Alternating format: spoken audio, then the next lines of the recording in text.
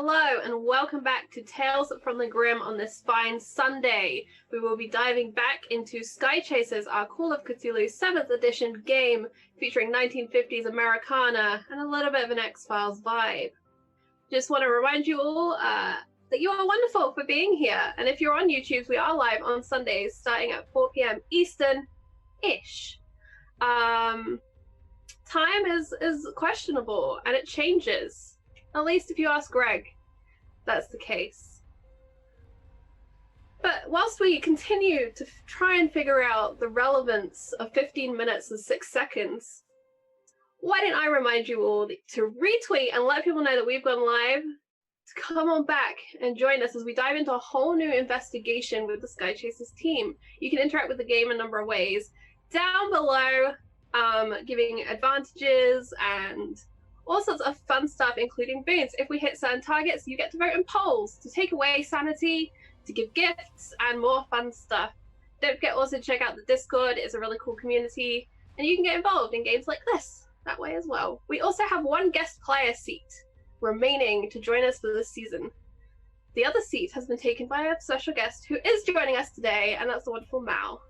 Keep an eye out as Mal joins the investigators. But for now, I should bridge the gap between Muddy Fields and Colonial High. We left Muddy Fields without someone. Betty.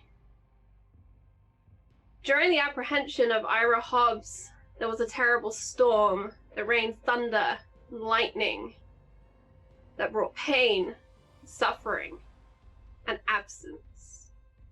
Blinking in the dark, Robert saw her disappear. Hunting through the fields and the local area, the team could find no trace of her. The only things that remained were her luggage and the locket on her bedside table. Rhonda had received a pressing note, information about the missing Timothy Miller. Eager to seek and find Timothy, she rerouted the group, going through the files, pulling out various investigations that could drive them back east. And they did. They followed up on a number of investigations. One, a shady used car salesman who claimed to have part of a flying saucer.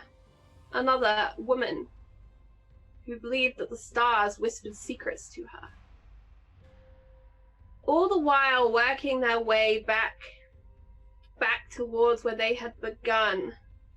And it was here at the office, before Adam Flint, that Maggie had to explain what had happened in Muddy Fields. That Betty had just disappeared. That the strange Jane Doe needed to be buried in a mausoleum. And Adam Flint, quiet, salt and peppered head, sat stoically watching her, listening. Considering her words, gave a nod of the head, reached down into the drawer of his desk, and pulled out an envelope. It's white, pristine. On the front, Betty's full name. Miss Elizabeth Thomas. He passes it to you, Maggie. You have it in your hands. You're familiar with this kind of a letter. You were made to write several of these. This is the letter that contains your wishes should you not return, should something happen. And as the leader of this mission, you are entrusted with this note. He also informs you that down in Florida, there has been an incident. A high school baseball game. The night had been drawing in, the game had gone on too long. And as the batter swung and struck solidly against the pitch, and the ball sailed out into the outfield, a number of those there were quoted as having seen orbs, glowing, bigger than fireflies, unexplainable, hovering still in midair, red and green. And the ball itself had sailed cleanly out over the fence, beyond the outfield, and down into the swampy marsh behind the school. The report itself was written by a Harvey Kavanagh, 16 years old, who had been there present at the sporting event, writing reports for his local school paper. For the most part, this sort of thing shouldn't end up in your hands. It's not that interesting. Easily made up. But there have been reports on the radio, too. The news was spreading. Believable witnesses were coming forwards. And something about it reminded you of something Robert had once mentioned. Something you had tried to investigate, but had reached no true ends. So with the new file and the letter in hand, you are all piled back into the sedan. Rhonda stays out east, continuing her investigation of Timothy Miller. And you drive. It's a long drive. 2 days it takes you down in the sedan. The Skychaser vehicle remaining to be repaired and updated. It is an experimental vehicle after all. Maggie. Within the envelope contains the will of Elizabeth Thomas, whom to contact. Do you complete that request?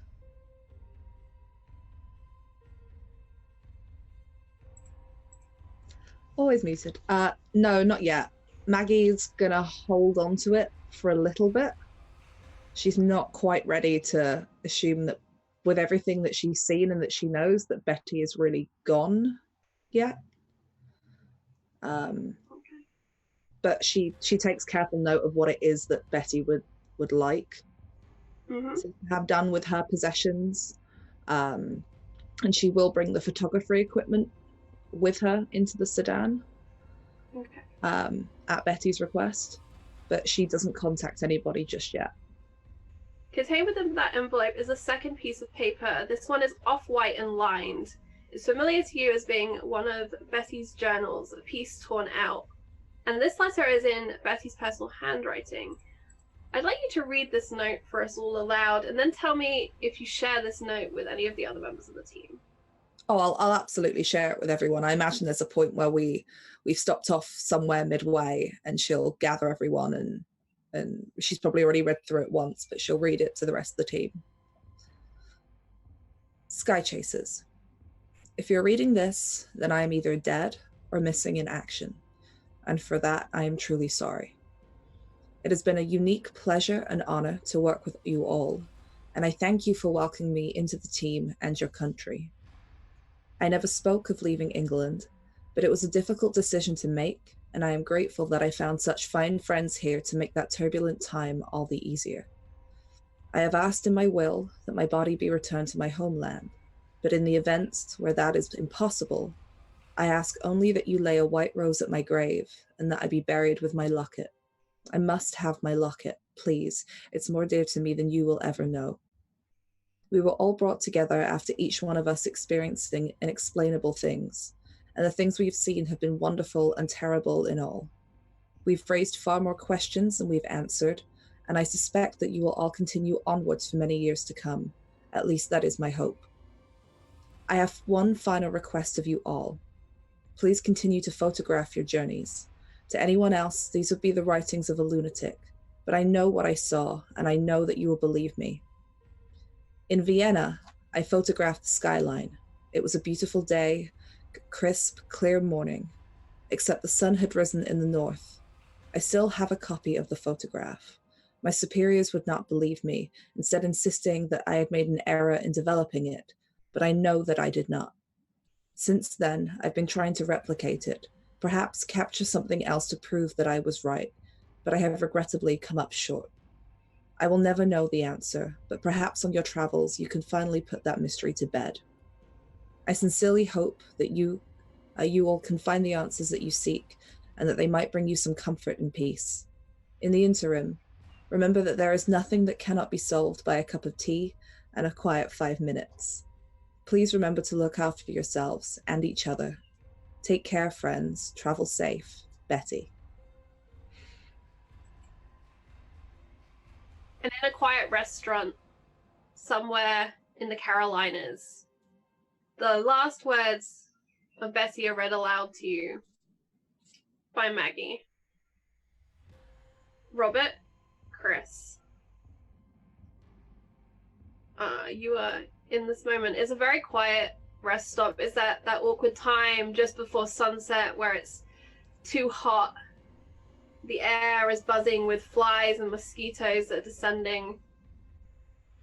And the sun is hitting that point where it just streams through at eye level through the glass windows of this restaurant, brightly illuminating your tables.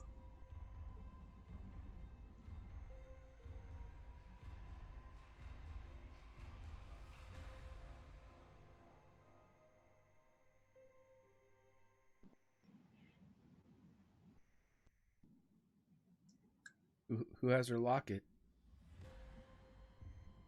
I believe Rhonda does.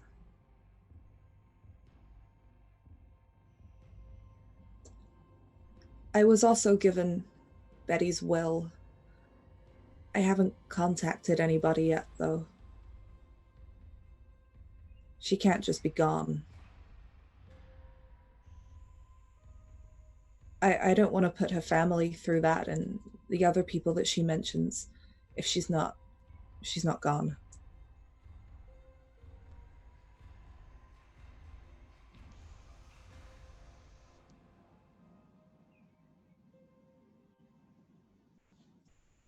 I don't think she's gone. I don't either. You too, Sam. Maggie, if you've written, if you need me to, I've written a few of those letters before, so. I've written a few of them myself. And I don't know, she can't be gone. It can't be that simple. None of this has been simple. Yeah, I don't know what to say. Just a couple of weeks. See if something happens, something comes up. And if it doesn't, then I'll arrange her last wishes, but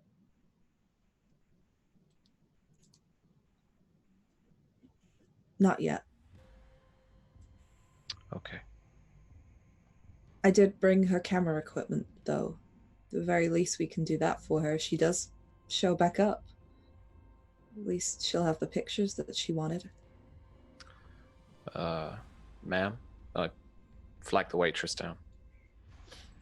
And I hand over the camera to her. And I ask her to take our picture. She looks flustered for a moment, unfamiliar with this kind of heavy equipment, but she's seen other people with them and adjusts and does her best, waiting for any further instructions on how the device works. I can see you through the hole. I take a look at it. I'm a little bit confounded by it too, but this is the shutter, I think. I don't think we need a flash, so it's fine. You should be good to go. It's like the Kodak they're advertising for Disney, right? And she'll click the thing down and then roll her thumb over that wheel to crank on the next piece of the film. Imagine that we're all sitting here with cups of tea, like held up to the camera for Betty. But like no one's smiling, just holding up cups. And she'll take a second one for luck, she says. And carefully hands over the 5-6 pounds of equipment back towards the captain. I really hope one of you are good at developing photos, because to be frank, I suck at it.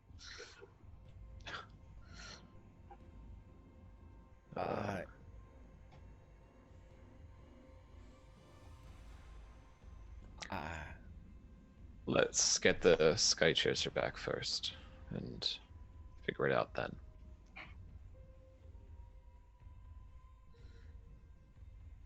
Betty can develop them when she gets back. Yeah, I'm sure she'd like that. We're gonna get her back. Well, we have to. She can't just be gone. She's not.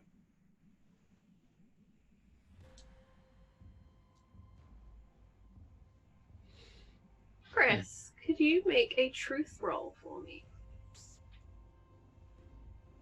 I sort of don't want to, but okay. That's the spirit. Okay. a hard success. Okay. Over the last couple of weeks, as you've rested and you've investigated other cases, you've found the nights to be filled with new dreams. You've had dreams so many times before, but these keep bringing you back to Muddy, to the girl on the baseball card, to the sky as you peered up out of that ice room, to the words in your head about not being able to get home.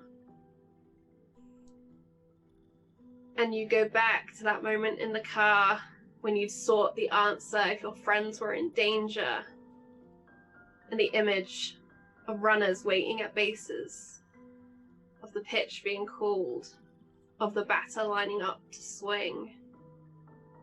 And over the course of the dreams, a number of times the batter, as he did in the field, misses. 3 strikes, he's out.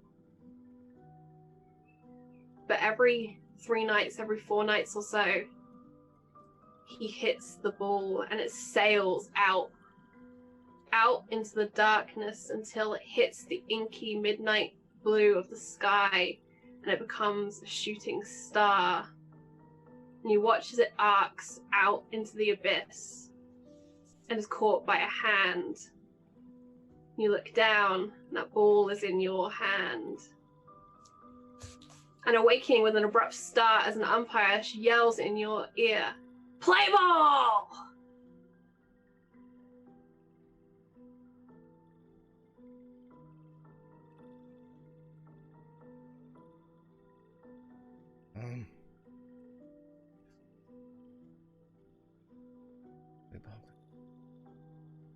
He just would start going through his cards. He would grab them on the nightstand or wherever he, keeps them right beside him. He would grab them and just shuffle through each of the frozen faces of the athletes, looking to see if any of them give them anything. And then he would flip around to the ones that possess the stats on the back, and he would begin to look at the numbers and see if there was something, a latitude or a longitude, some type of heading that he could glean from the numbers and the swirl of alphanumerics. He's looking for something, his code-breaking mind, the cryptology of his being, just looking to see if something points an arrow. And as you arrange them before you, it's something like a tarot spread, something fortune teller might create with other cards, but these are baseball cards that are deeply familiar to Robert and to Maggie.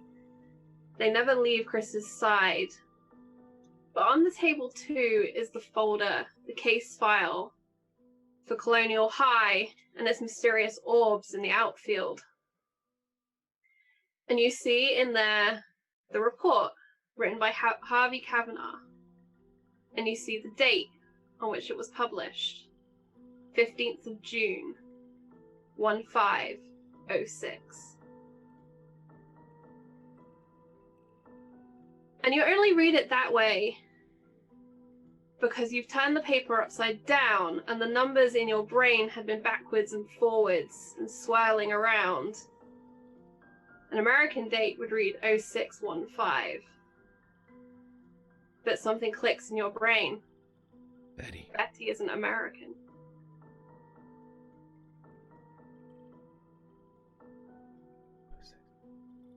1506. Well, he's going to immediately realize and look down at his watch as it should still be set to 15 minutes and 6 seconds slower than everybody else's. 1506. 15 minutes, 6 seconds. 15 minutes, 6 seconds. Okay. I have 1,000 questions that I'm going to be asking after the show. So, yeah, he has a heading, and he's going to be with his watch out and with his cards out. He's going to try to find a trail. The trail seems to point you to the case that you're on. That's as far as you can figure at the moment. Baseball, it calls to you. Packing back up the vehicle after your dinner. Is there anything anyone would like to do with the remaining road trip?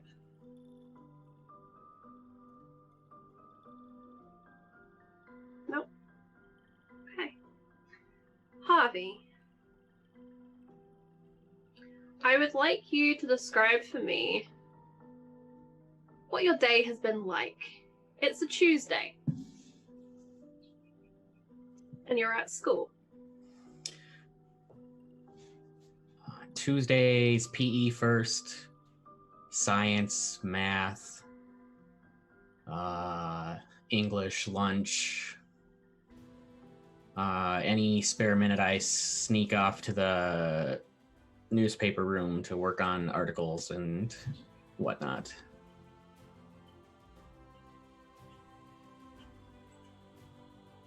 What is something you have hidden in your stash of articles?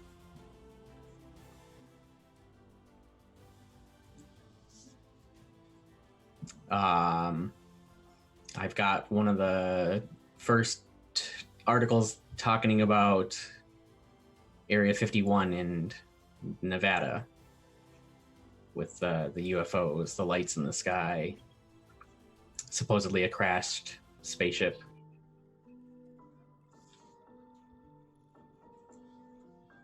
And you'll notice that someone has left something for you to find tucked into your locker.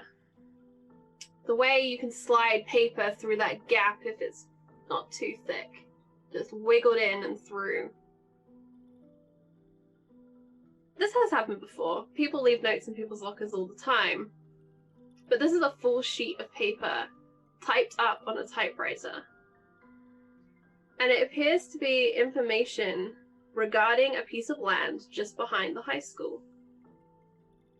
Someone thought it would be of interest to you. The government has just bought the land behind the high school. Perhaps this is a clue to those orbs at the baseball game.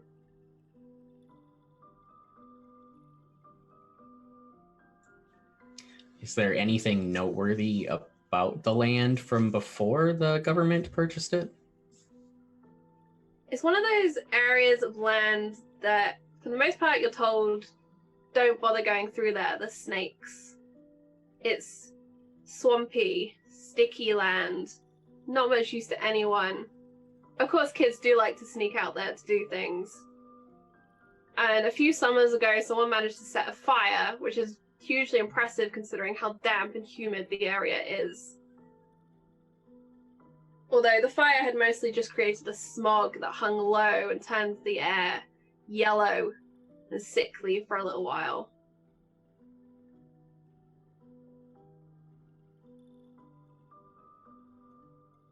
But as far as you know, nothing has ever been built there.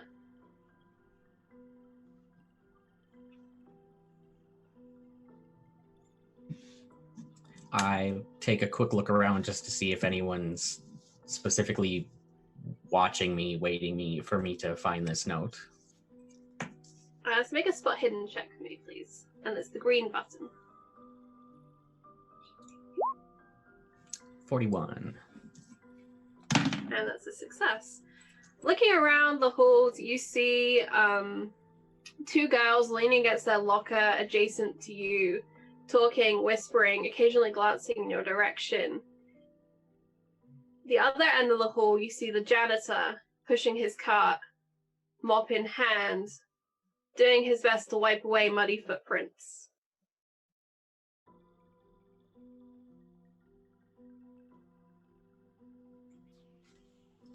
I take the paper and shove it in with my other stack of things because I know the bell's going to ring for the next class any minute. And it does. The two girls startle. They shriek and then giggle and make their way down. The rest of the afternoon draws out long. You watch the clock but it just seems to be creeping by at snail's pace. What is your afternoon class?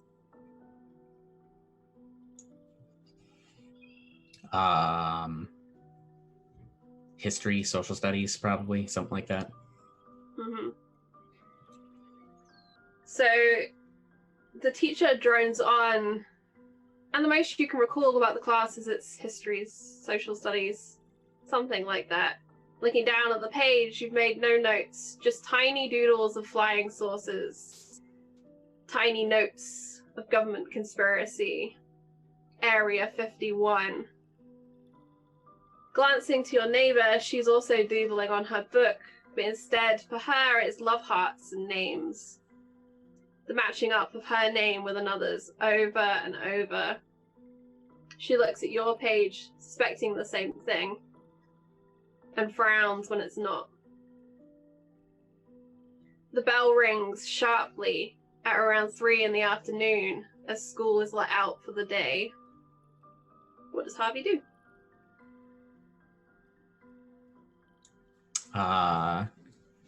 I grab whatever I need for whatever homework's been assigned, throw it in my bag, and go to find my bike. Okay.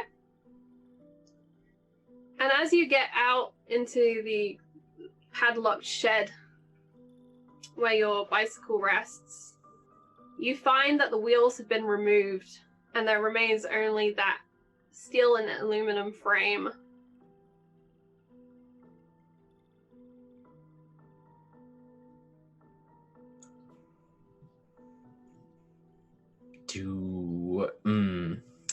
I would like to look around and see if there's any evidence of who could have done this.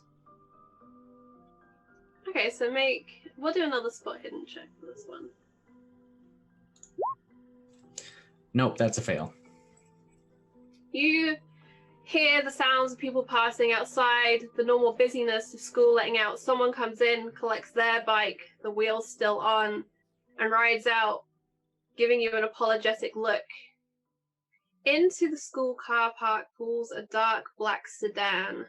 It's a new car, shiny. You can see the splatter of bugs and a tiny bit of dust kicking up over the wheels across the number plates. And inside sit 3 individuals who are unfamiliar to you. This is a relatively small town. You know most of the adults by sight, if not by name.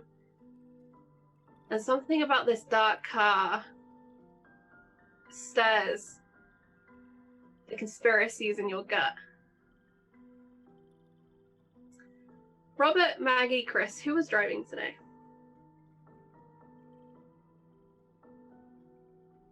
You take us. Looks like Maggie's driving. Yeah, Maggie's happy to drive the sedan. Okay, so what I'd like to do is have you describe to me, Maggie, how you appear as Harvey looks out into the car park trying to figure out who stole the wheels off his bike. So what you'll see is a woman in a probably be like white blouse, like a loose collar, nothing too tight, probably a kind of silky material, with kind of very curly Albany copper hair that's quite tightly curled, quite very almost Hollywood starlet, but neater and done up and shorter, with just a little bit of red lipstick and virtually no other makeup, who has a kind of hardened expression on her face and is probably occasionally talking to whoever is sitting shotgun in the sedan. Whoever that is. I think I would be checking over the case file. Okay, so Robert sitting in the passenger seat, what would Harvey see? So I need to remember this. So it's a kind of older guy, short back and sides hair, brushed back with brill cream in a kind of mousy brown. He's wearing a kind of dark cream shirt those typical 50s shirts with the broad pockets and the really thick triangular collar, ironed down into that kind of typical V shape with the fold over top. And you'll see him pointing at the school with a folder in his hand, open on his lap. And in the back of the vehicle, a taller gentleman. Chris, how do you appear? Chris always appears tired. He always appears haggard, as if he didn't get enough sleep, even if he did get enough sleep. He also, for the 1950s, is extremely disheveled.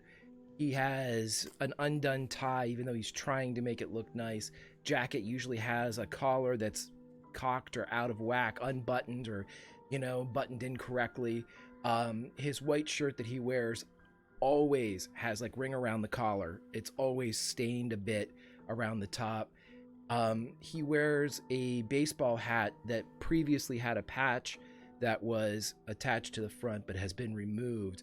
The only indication of that being the discoloration of the rest of the fabric to what was exposed whenever the patch was removed.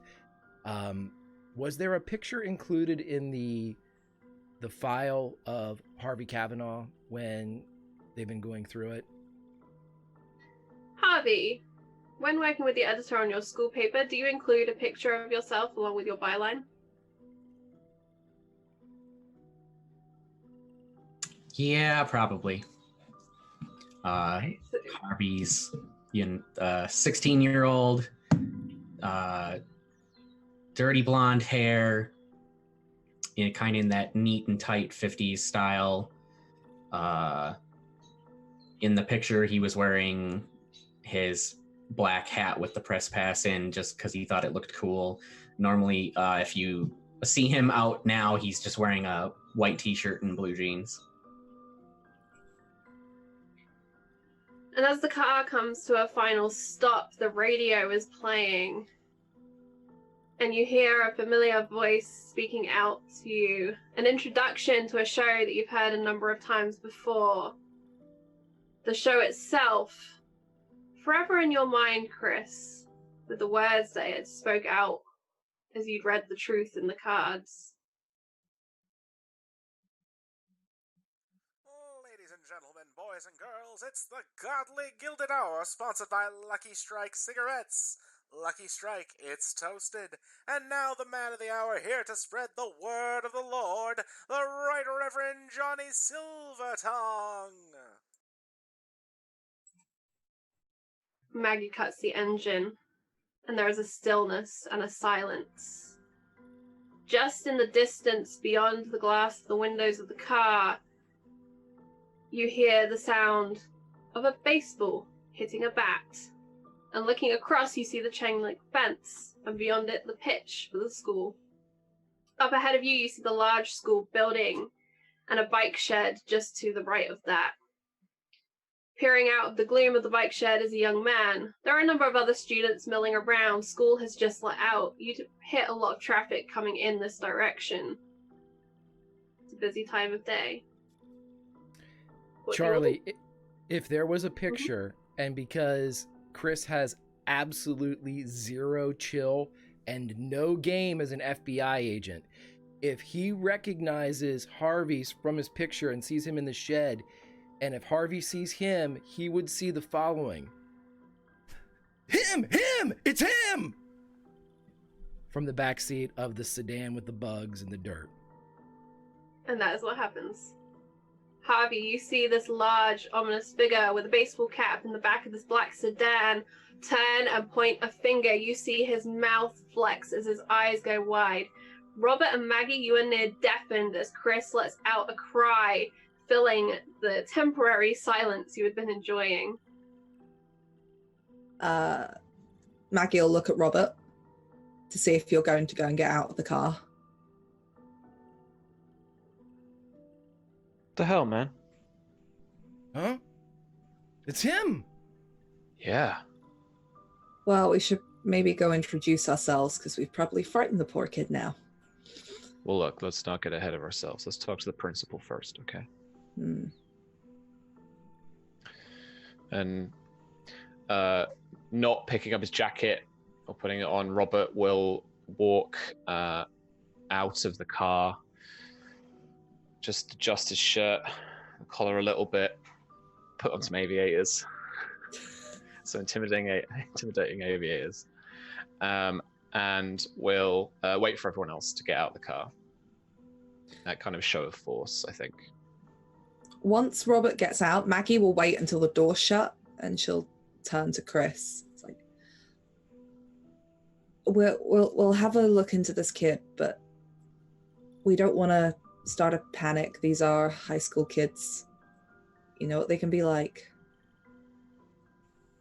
Let's try and play it cool, Chris. At least for a bit. Okay? 15:06. Okay. 15:06. And that is the time as you look at the clock on the dashboard. 6 minutes after 3.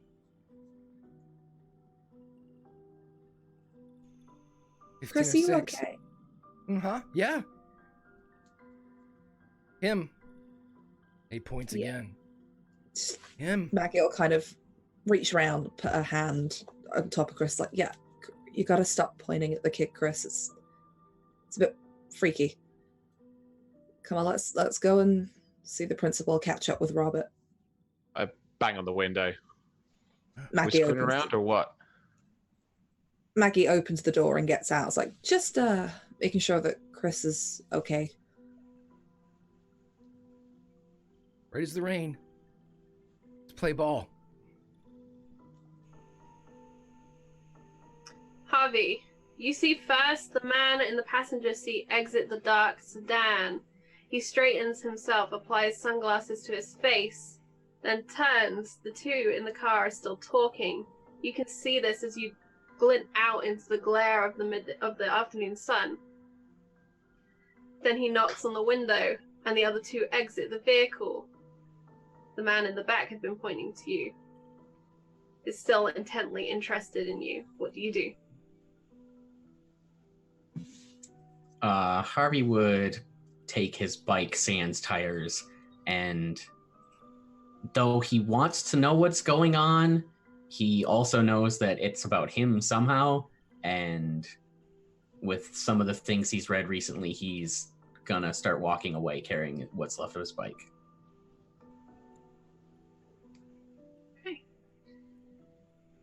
And your path home leads you out of the car park, kind of adjacent to the vehicle, but then leads you down a muddy track out towards your home.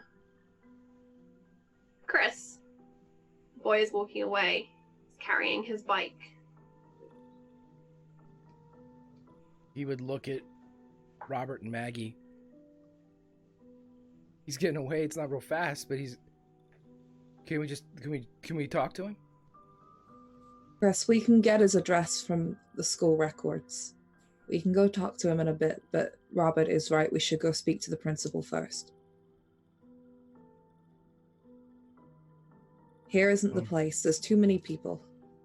15:06. 15. British date. 15:06.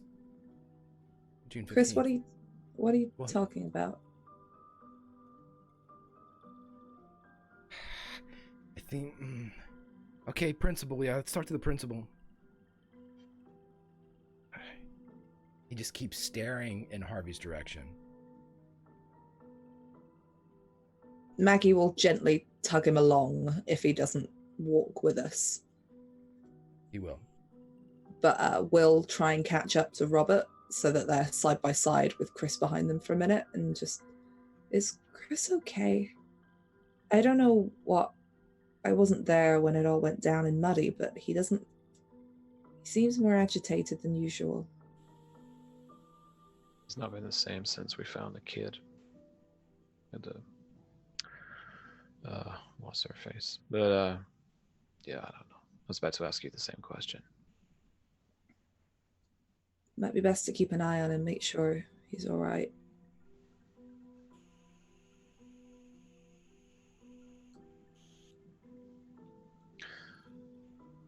We'll head into the school lobby. Mm-hmm.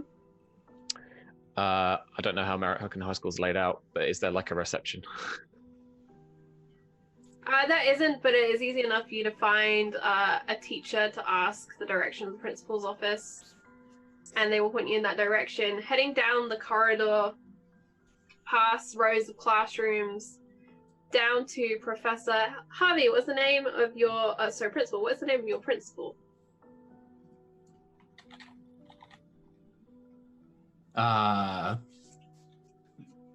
principal is Jack Charles. He's got 2 first names. Everybody makes fun of him for it. Okay, you find Principal Charles's office.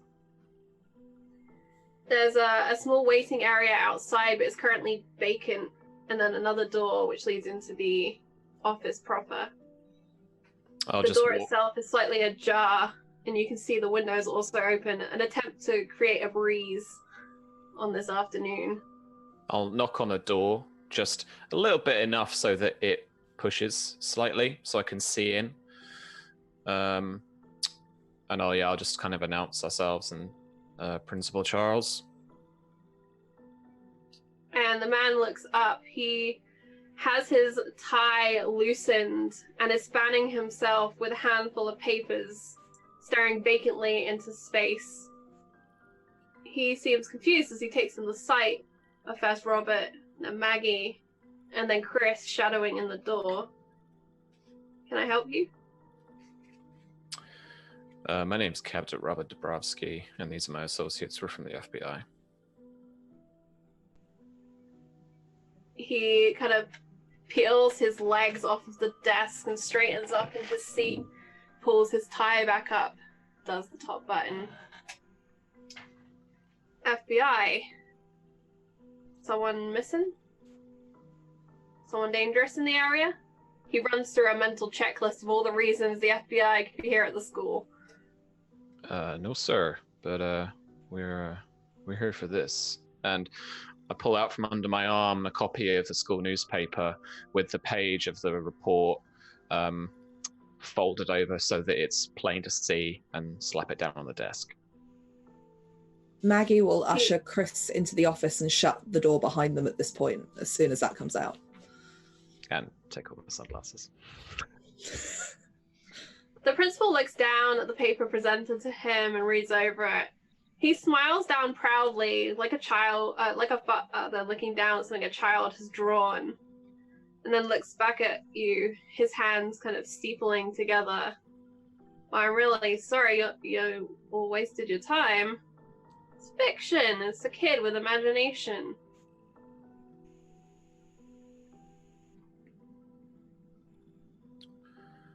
Okay. If you don't mind, we'd like to actually investigate. Well, I can take you out to the pitch, to the diamond.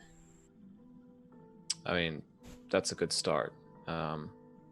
We'd also like to talk to any witnesses, faculty that were at the game, that were working at the time, yourself, and any other kids that may have seen something. Well, I'm afraid I wasn't in attendance at that particular game, but Coach Crow can fill you in. Coach Crow. Mm-hmm. And at this point, he's kind of already standing, hand held out for you all to kind of exit so he can lead you out. I have a little glance around his office just before I leave. Anything? I don't know. I'm looking for a clue, Charlie. Looking for a clue. All right, make me a spot hidden as you look for a clue.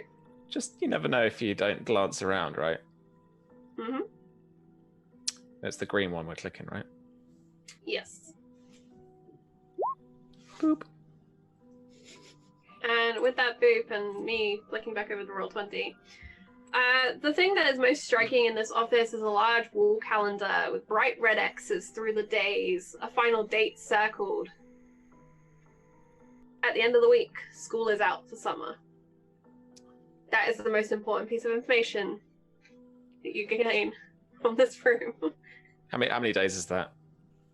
It's Tuesday today, and they allow on Friday. So 3 Right. days. Cool.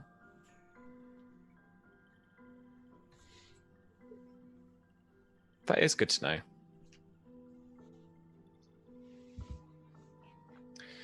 I'll kind of, well, I guess, reluctantly leave. I was hoping he'd point us in the direction of staff that were on and like students that kind of would have reported it. We obviously know that what's the name? That Harvey's reported it, but I guess as Okay, well so as he'll pick up the report again and kind of be reading through it as you walk down the corridor as he's leading you out to the sports field. And he'll be scanning back through and go back over the names of people who are quoted by Harvey. In there is Coach Crow. He says he's not sure what he saw, but it was some damn fine baseball being played. There's a lady called Marjorie. What's her last name, Virginia? Marjorie's last name. Hawthorne. Marjorie Hawthorne, a very British last name. I like it. Marjorie Hawthorne of South Florida is quoted, and she says it was the biggest damn glow bug she'd ever seen, and she's never seen them go backwards like that. And then there's a final student, Daniel. Greg, what's Daniel's last name?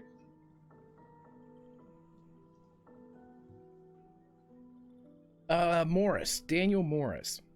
Daniel Morris. Daniel Morris is convinced there was something very strange, and he says that he went chasing off, not after the ball, but after the orbs. But that he'd found nothing once he'd got over the fence.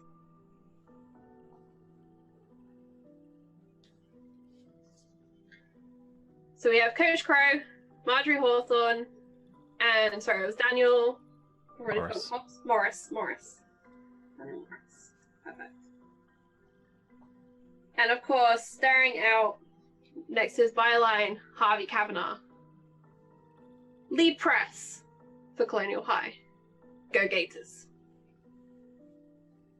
Going out onto the sports field, there's about 11 young men out here throwing around a baseball, practicing various things. A couple of girls sit on the benches, watching, talking, filling in their homework. And beyond you see the chain link and the marshy land. It's kind of full of those like mangrove-y type trees, the Spanish moss falling down. And just up, looking over this field, is the scoreboard. And it is marked at 6 runs currently. You can see there's a boy up there, younger than the rest on the field, and he's armed with chalk and is slowly marking up the numbers of the game being played.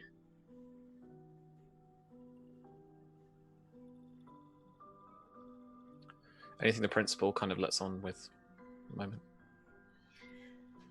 Why don't you make a psychology check for me? It's our equivalent of insight. No. No? No. No?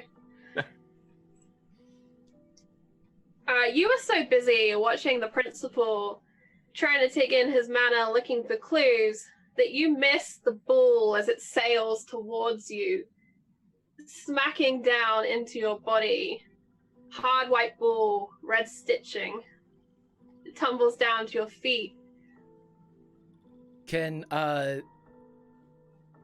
as we're on a diamond, is there any way that Chris could try to like palm the ball before it hits? Could he just reach out and try to grab the ball before it hits Robert? Do you have anything within truth that would enable you to do this? Can I just give him my advantage to do a cool thing? I have one. You can. I have an advantage. I will use my last advantage if that gives me a chance to roll to catch it. Yes, you can roll to catch it. You could choose Dex, Luck, Agility. I guess it would be Agility, right, in this? Yeah, I'll go with Luck. Unless you can convince me of another skill, but I can't think of one off the top of my head that would apply. Neither can I. So I'll go with luck. Okay. I had some weak arguments, but I'll go ahead and fail. You got advantage. Oh, that's right. Extreme success with the advantage. It's like this is savant level, like. Right. So to begin with, Chris, you just watch this ball as it makes this perfect arc through the air, and it slowly turns to slow motion. And Maggie, you see this. His hand just kind of reaches out and just closes around the ball before it collides with Robert. I Chris, mean, Maggie's. what you'd like to do with an extreme success? He's gonna catch the ball and then kind of do that move where the pitchers would pinch the ball and it would pop up out of their palm and then back down and pinch the ball as it comes back out and back down to his palm. It's something, like you would do right before you would with a resin bag, and he just pops, catches. Let's play ball. Just make it. Maggie had sidestepped out the way. She saw this ball coming and was like, nope. The principal indicates Coach Crow, who is out coaching second base at the moment. He looks up as this ball had come hurtling towards you and gives a wave of apology. Just kind of give him a little wave. Coach. Yeah. This is a burly man, dark-haired, thick eyebrows, huge forearms. And as he stands up, he's nearly the same height as Chris, but a little broader. He comes over, he's dusting down his hands, which are kind of dirty with the clay mud of the diamond. Everyone all right? Yeah, thanks, Coach. Coach Crow. Oh, it's me. He offers out a huge hand to you to shake. Parents? FBI. These gentlemen are from the FBI, Coach Crow. Please don't worry. Nobody's in trouble. Sounds like something they say when someone is in trouble. Nobody's in trouble. We're here about the strange incident that occurred. Last baseball game you had.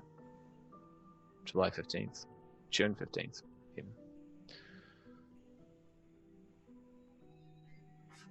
Alright, everyone get some drink, get some water, hydrate. He kind of barks, clearing down the triangle of boys that have kind of started moving in to surround you, very curious about this conversation that's happening. They look disappointed, but they move away. A couple of them go up on the benches with the girls that have been watching. And you are definitely aware you have an audience out here, although they've been herded off as best as the two other adults can. Well, he takes off his baseball cap and wipes his brow. It's kind of shiny. It's very, very shiny from the heat of being out here. And now that he's stood closer, he definitely smells ripe. It's a pungent odor coming off of the sports teacher. He looks for a long time as if he's thinking, just staring. And it's the sort of stare that Chris sometimes has when he gets lost in the numbers. And then he blinks and he comes back. He says, well, I mean, the kid got it all down. He did a good job. We were wrapping up. It was the last pitch of the game. Beautiful pitch. Real speed on that ball, but damn did he ever hit it. We were all watching it go. Up and away. And he kind of indicates with his finger in a large arc the direction that this fly ball had gone. It's just cascaded out. And he comes down and he levels it at the fence. It's bang in the center of this chain link, just straight out and over, and it was kind of strange. How It was just strange? you ever look at the sun and you get that dazzle? Mm-hmm. Like that, you blink and the balls just moved. Moved how?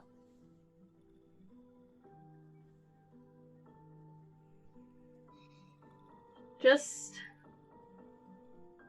I don't know if I've ever seen anything like it before, to be honest. Sure. But I if think you- it was just sun, you know? It gets in your eyes, it makes the strange balls. They move when you look. Follow your eyeballs. No, I was watching that ball go and go. just kept going, huh? Did any of Fine this? swing. Did any of the students come up to you afterwards to report seeing the same strange occurrence? The kids were all a little bit distracted by the fact they just hit a damn fine ball and won the game. We went for pizza afterwards. It was good. I only really heard other people talking about it afterwards. The reporter was going around asking everyone if they'd seen the lights. I was like, have you seen the ball? Actually, we sent one out to try and find the ball because, you know, the kid deserves to keep that thing. That's a good souvenir. First time you hit a ball that hard, that far, you win the game. That's the kind of thing that matters to kids, you know. Did you find it? No, ma'am. Can I make a psychology roll? Sure can.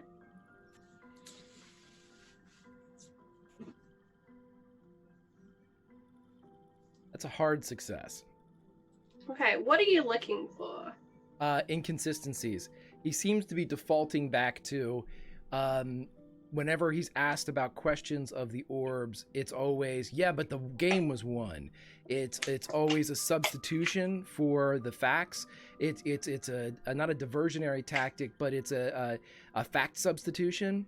You know, there was something going on, but there was also this going on, and he always defaults to that to kind of keep his story straight, but not comment on it.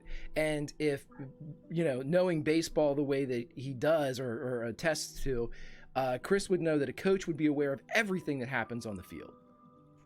Whether it is an outfielder who is drifting off into space when the play is away from them, you know, this is something that isn't going to escape even in the you know, in victory. Yeah, he's used to watching 18 points, not one. Right. Exactly. And the impression you have is that he is not, it's not that he's hiding something, it's that he's refusing to go there. He doesn't want to deal with it. And it's something you've seen before when you've interviewed people. When there's something that they themselves can't accept, they'll divert, they'll move away because they don't want to be called crazy. And you get the impression that maybe he's tried to tell a story before and he's been called crazy. And he genuinely has a love for baseball. That is clear. Like, his enthusiasm and pride is 100% there. These kids matter to him. That game mattered to him. But he's definitely just avoiding.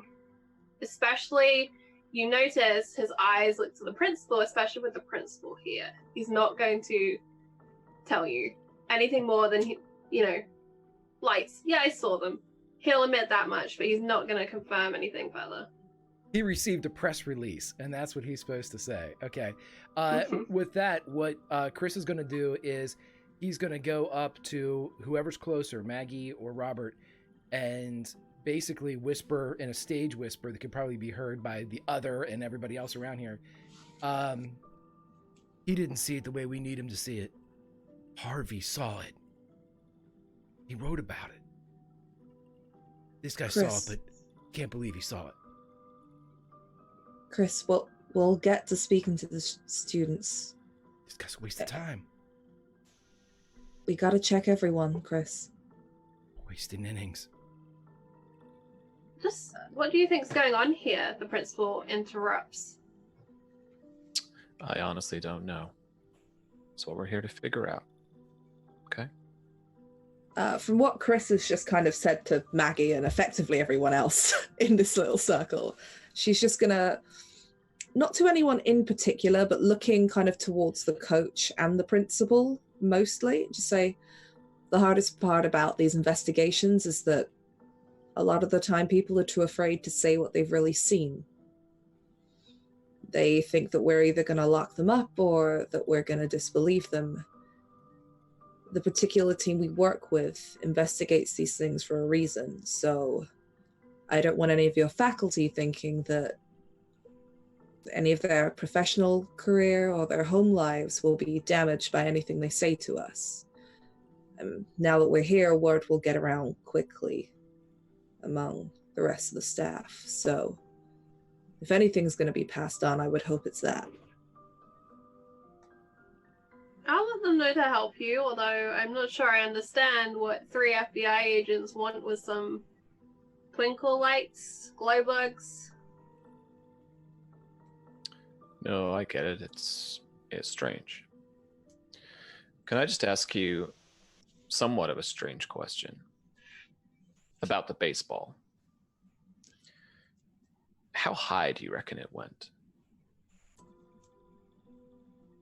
The principal turns and defers to Coach Crow. Yeah, sorry, it was to the coach. Mm-hmm. And the coach went up.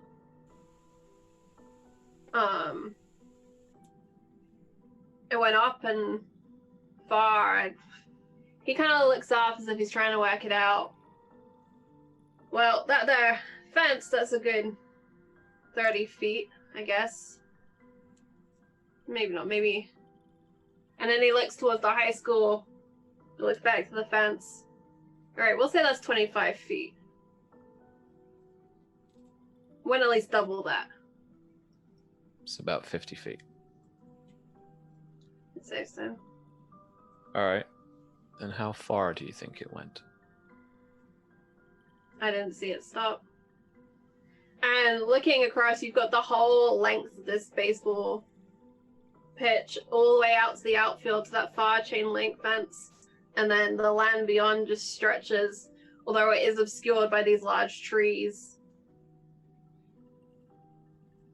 Did it go above the trees? Went across above the first ones. Okay. It definitely arced down, though. Can't imagine it not arcing. And he's actually listening to your question and processing it. His logical brain says that thing had to be arcing because that's what balls do eventually. They don't just go straight up and keep going forever. Yeah. But I say to him, think about it. It arced. Or it didn't. What did you see? And he gets that vacant look again. And Principal Charles's hand kind of slaps him on the shoulder and says, laws of physics apply. Goes up, it comes back down. And the coach continues thinking about it and kind of gives a non-committal shrug. He doesn't know. Doesn't know if it was arcing. Just kept going until he didn't see it anymore. Maggie's going to quietly turn to Chris, kind of gently shifting them away a little bit and just say, Chris, you're good with the numbers. For a ball to go that high and that far out from where the batter was standing, how hard would somebody have to hit that? How fast would it have to be traveling? He starts to do calculations, then he stops. Wrong question. Who hit it? Who hit it, Coach?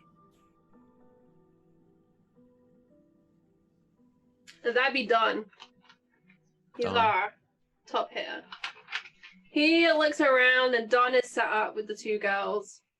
He's a tall young man whose puberty definitely kicked in good. Definitely looks, pretty much ready to graduate. You want me to go grab him? Yeah, please. Maggie will separate from the group and make her way up towards this, student that's been pointed out to her. Mm-hmm. Is he still with the two girls that are sitting there? Yeah, so there's two guys up there. There's Don, another kid, and then the two girls in the middle. She'll walk up casually and over to them and say, I'm so sorry to disturb you. If you don't mind me borrowing Dawn here for a few moments. They all exchange these conspiratorial glances, and then Don stands up and gives a shrug. Kind of has a casual and easy air about him. Follow me, young man. And she'll walk down the steps, and she'll purposely walk beside him. And as she's going down to the point where there's no one either side and the people behind her can't see, she'll flash her FBI badge. So there's no reason to panic. You're not in any trouble. But we believe you were the young gentleman who had a particularly good hit on a baseball not too long ago. I didn't know the feds did the scouting for the majors these days. He kind of says it loud enough so that his friends can hear, and like everyone appropriately laughs, even though it's not a particularly clever thing to have said. I would be careful with your humor. My friends aren't quite as, well, you'll see. Either way, you were the batter that hit the ball out of the park, right? Sure. You make hits like that often? Sometimes I'm pretty good. So we've heard. And by this point, I imagine we've got back to the group. It's like, I would like to introduce And you. he'll stoop and he'll pick out one of the bats and be kind of holding it in his hand, weighing it up. Doing occasional like baton twirls with it because he can, kind of thing. I'd like to introduce you to Mr. Zabrowski here. And I'm so sorry, I can't remember Chris's last name. Brubaker. And Mr. Brubaker here, who are associates of mine. Like I said, you're not in any trouble, but there's something you might be able to give us a hand with. And on that, I'd like to cut over to Harvey, who by this time would have made it home. What is Harvey's home like?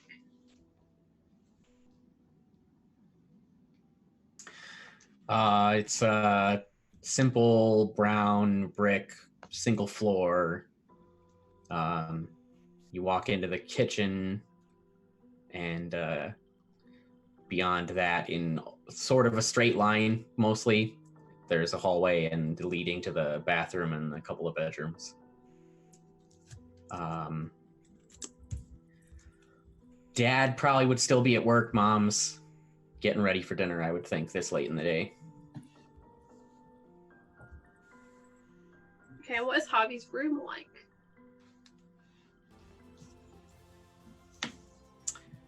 It's got a single twin bed that's almost too small for him.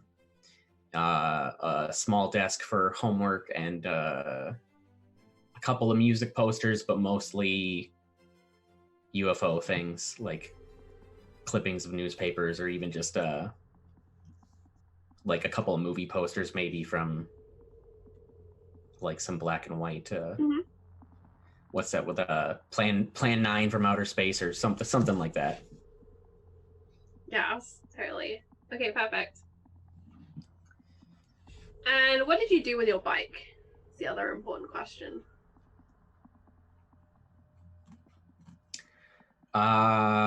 He probably would have put it in the garage, even though it's missing the tires. Okay. Put it in the garage, come through the home, your mother is busy in the kitchen.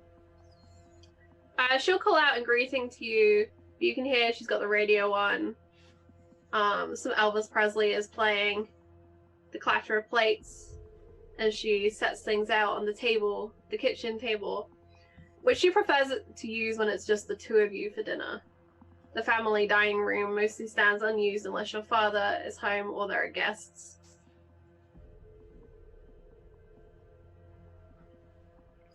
I'd walk past and give her a kiss on the cheek and just say, let me know when you want me out. Mm-hmm. Go wash up.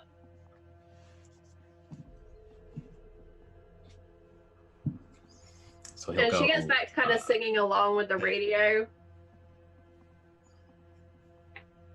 He'll go set his stuff in his room and then go wash, but then go to his room until he's called for dinner. Okay. And are you gonna do homework? work on anything? Yeah, he'll probably start homework, but he's got that note from the locker out, and he might have a couple other things, UFO things out, and he tries working on homework, but he's always rereading those clippings or the note instead, so he doesn't make a lot of headway. Perfect. And you were working away. I would like you to make for me a... Let's go with... Do you have use library as a skill? Totally. Okay, I would like you to use library. Even though you're not using the actual library facility, we're going to say that the research materials that you've gathered are going to count as the same thing, along with any books and such that you have here at the house. Success. Okay, so with that, you pull out the clipping about the man that went missing a few years ago. You pull out your note on the orbs and this piece of paper about the piece of land. And you are busy picking through all of this and adding it to a local map, trying to track UFOs. You pull out the information on the weather, and you know that tonight is going to be a clear night and really good for viewing the stars. And that's when you hear the sound of the engine cranking up outside.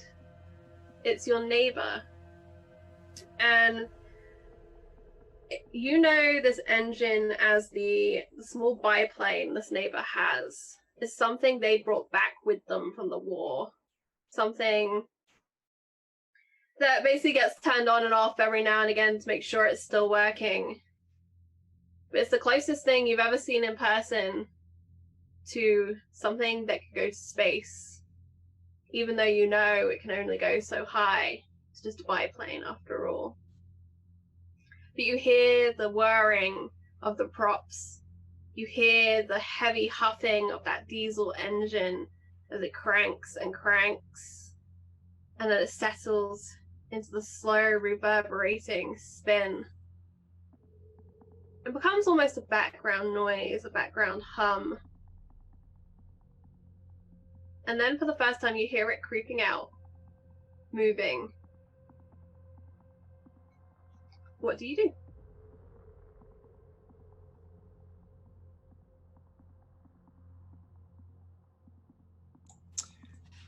Can I see it from my bedroom window, or would I have to go around to another side of the house? So I imagine your bedroom window looks out into your backyard, and beyond your backyard is the field of the neighbor, which is the large shed that houses this plane, and his house is a way off from that. So yeah, looking out the window, you can see the creeping movement of this slow plane moving across the earth. As soon as I see it moving from the window, then I'd go running out to the... I don't think there's a back door the way this is set up, so I'd have to run out to the front door and go around to the other side of the house then. Okay. So you go running out, and you see your neighbor is sat within the cockpit of this plane, and there's another gentleman there kind of leading the procession, as they seem to be moving the plane out of the field towards what you can now see is a landing strip that they have mowed across this field. Or perhaps it's a takeoff strip, depends on how you look at it.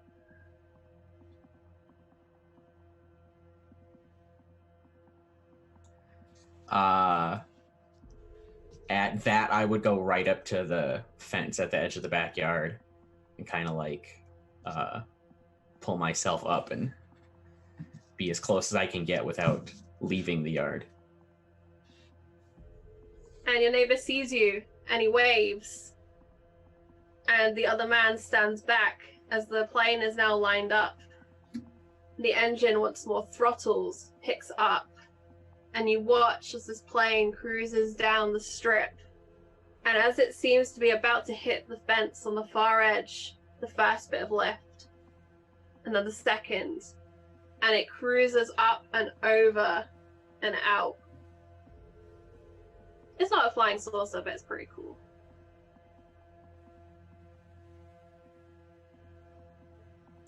Do I recognize the other person that was with the neighbor? This is someone you've seen around town, but you don't know personally. So it's not someone unfamiliar in the way that the 3 FBI agents have been. Just someone you don't know on a personal level. Okay. He'd probably stay and watch the plane for a minute or two then, and knowing he's got other things to take care of, like his homework and the thoughts he's been thinking, and his mom's gonna call soon for dinner, he'd start to head back inside. And as you come back inside, your mother is complaining at the noise of the plane. She's turned up the radio as loud as it will go. And it's almost causing some of the utensils hanging on the wall to shake. That's how loud Elvis is currently belting out of this radio as she's cranked it in an attempt to drown out the sound of the engines. And you notice there's a shake to her hands and a nervousness.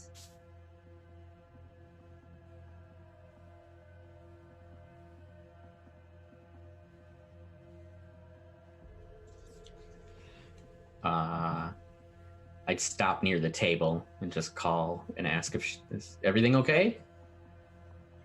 Just hate those damn planes. Or just stay on the ground where they belong. And she isn't one to normally rant. And she generally is someone who just lets anything that bothers her go quietly. But she is mumbling words under her breath. And it's an upset in a way that you're not familiar with seeing her upset.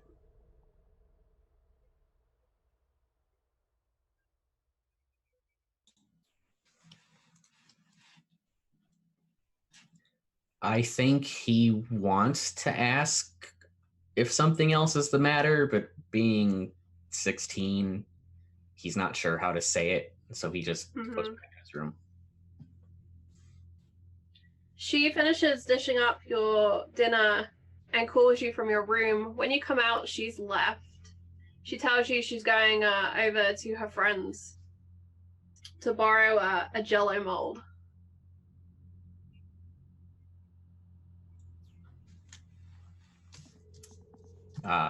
He would just tell her to tell Mrs. Carter hi for him if she's going over there. Okay. You're left alone with your dinner. Meanwhile, at the school, Robert, you hear it before anyone else. There is no way that you would not hear the sound of the prop engine, the sound of an aircraft in flight. And you watch as the plane moves across over the top of the school. And Maggie, remind me the very last thing you asked Don, because I forgot to write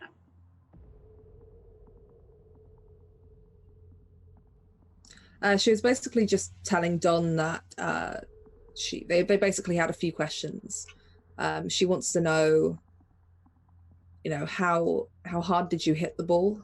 Did he see where it went? Almost similar question to what Robert was asking the coach, but also to give Chris a chance to try and work out if, judging by this kid's stature and size, whether or not he'd even be capable of hitting a ball hard enough for it to go as high and as fast and as far as it did.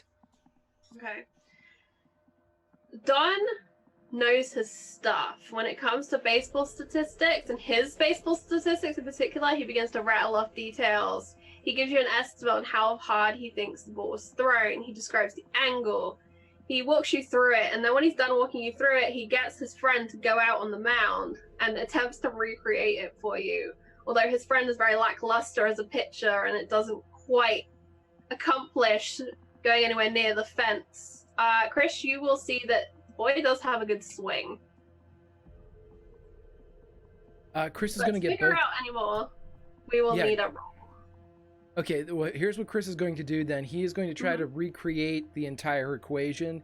He goes back and looks at the stat sheet that was given up for the game, and he sees if the pitcher had how many hits the pitcher had, the consistency of the batters that did get hits off of the pitcher. He wants to see if the pitcher knew what they were doing. Average, they didn't have ball speed back then, but you could usually gauge a lot of that stuff on just strikeouts and balls that were in play. And once he gets a good idea of all of that, and once again, this is me trying to sell you on this simply because this is something that I will either make a truth roll or a straight intelligence roll or a cryptology roll, because this is a way to break a code. Equations are easy. Physics, it's easy. But this is a code that doesn't have an answer that lies in physics, if we are to believe that it kept going.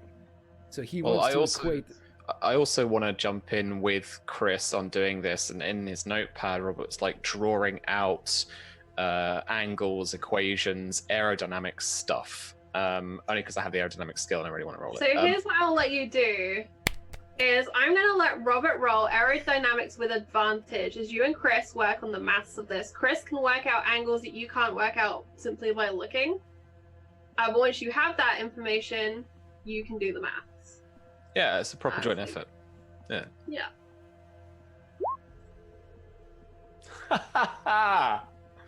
Wow. But the answer can't be found in physics. You can spend 1 point to make that a success if you like, if you take the first roll. Can I? Ooh, yeah, I will. Thanks. So what would you like? Intelligence or cryptology or truth? He's looking beyond the science now, so I don't know what you would like me to roll. Okay, I'll let you make your cryptology. I'll let you use that. Okay. Damn, failed. Okay. You have no idea, but as you look back, Robert kind of finishes running through the equation. It seems unlikely to you that a boy could hit an impossible ball. The ball has to have arced, which means the ball is out there somewhere. It is possible that if this kid hit the ball just right and the pitcher's arm is as good as everything suggests, maybe it would clear that fence. But it should have dropped not too far. That's the thing that you can figure out from this, is you can figure out roughly where the ball should have dropped, which is something people watching probably couldn't have figured out because it didn't have the numbers. So I will say that you will know the location based on this math of where the ball should be. I will draw for Chris in this notepad, rather dramatically, just a straight line of, instead of an arc of the ball, like it's just an angle from the ground and it just keeps going. Like it's like a across the page, and just look at him like. Would, in that trajectory, if we were to get the angle and we just did a ray from the angle that we've kind of gleaned, would go from home base out over the outfield line, is there anything in our eyesight that would have intersected that ball if it continued straight without gravity or friction or anything else playing a role in its descent? Make a truth roll for me. Oh, no. Okay, now I'm using that advantage. Extreme. Okay. That's the uncanny and spooky thing, is as you look and you follow that line, you follow the mathematical line in your head through, it's a perfect line. It just keeps going. If that ball wanted to keep going, there was nothing for it to collide with. And as you stare out, for a moment, you see something in the swampy moss seem to move, seem to shift. And you go back to what Don had told you as he talked you through the game. 5 men were out. 15 strikes were thrown. And it begins the cycle of 15 and 6. You just haven't found the 6.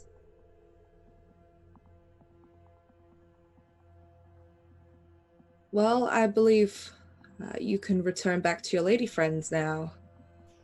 Don, should warn you, however, federal investigations are generally kept under wraps. And it would be such a shame to see such a vibrant young man lose out on some chances because he made a few bad jokes. Mackie's essentially sending him back with if you go back and just relay all of this to your friends, phone calls could be made. She wouldn't actually make them. But Okay, this is is how that intimidate on your sheet, Maggie? Do you have intimidate? Do you have intimidate? I do. I need you to roll that for me. Oh, okay. Damn, so one thing she's good at. So he seems to be taking you real seriously. His eyes are really wide and he's nodding. And then he winks and he walks away back to his friends.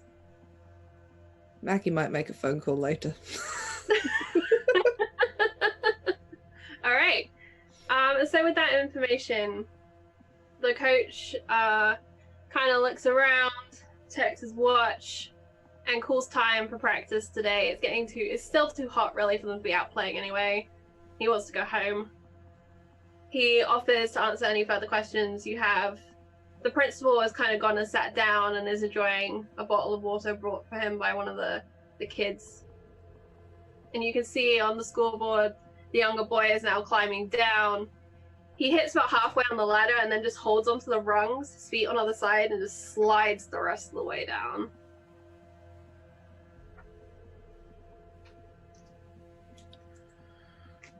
All right, Chris, you're up. Let's go see Harvey. Charlie, you said that there were 15, what did you say, 15 runs and 5 outs? There were 5 out, which equals 15 strikes. Okay. And we're looking, okay. Would you like to know how many runs there were? Would you like to know how many runs there were? Yeah. You asked Coach Crow how many runs there were, and he tells you there were 5 runs when the ball was hit. So this was the 6th run batted in? Mm-hmm. There it is.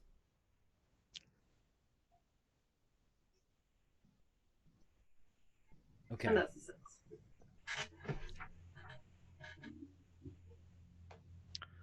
All right. I want to make our way to Harvey's house. Okay. So the coach clears up the thing, the kids shuffle out, and as you hit the edge of the parking lot, Coach Crow catches up to you. He's got a sports bag over his shoulder, and he warns you that you should be careful with Harvey. There's some strange things that go on with his family. Well, like what? His dad has got a few...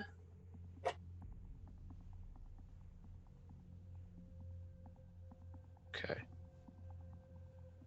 And he sighs and he looks around. Guy went missing. Came back. Didn't know where he'd been.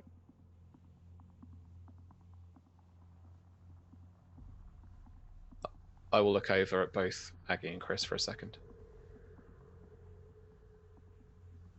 He didn't know where he'd been. How long was he missing for, do you know?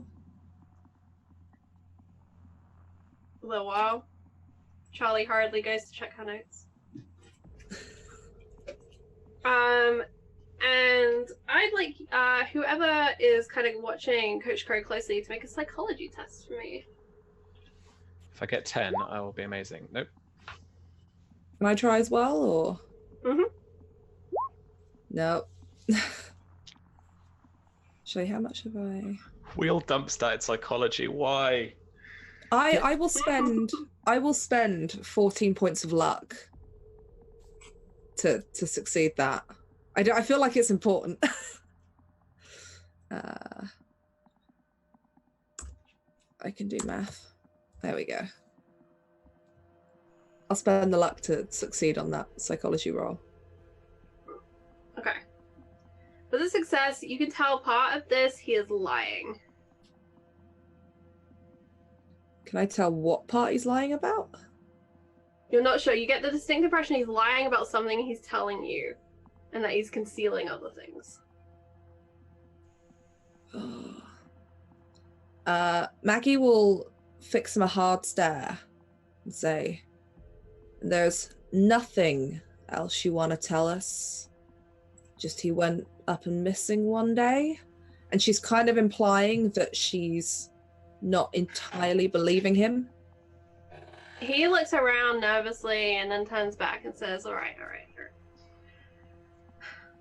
It's complicated. The kid thinks he's his uncle. His name's Jonathan. But he's really the kid's dad, and we were friends when we went to school, and he kind of indicates the school behind him. He's a good guy. One day up and went missing, and 3 years later he turns back up. Checked my notes, it was 3 years. But the kid, he doesn't know that Jonathan's his dad. He thinks Jonathan's brother's his dad. It's a thing, but John's a good guy, just always had ideas, you know? Always had ideas about bigger and better things. You remember anything about the night he went missing? And there's that flex on his face, that flex that he'd had when he'd considered the bulls, and then that vacant stare as he'd gone to somewhere else, and then back.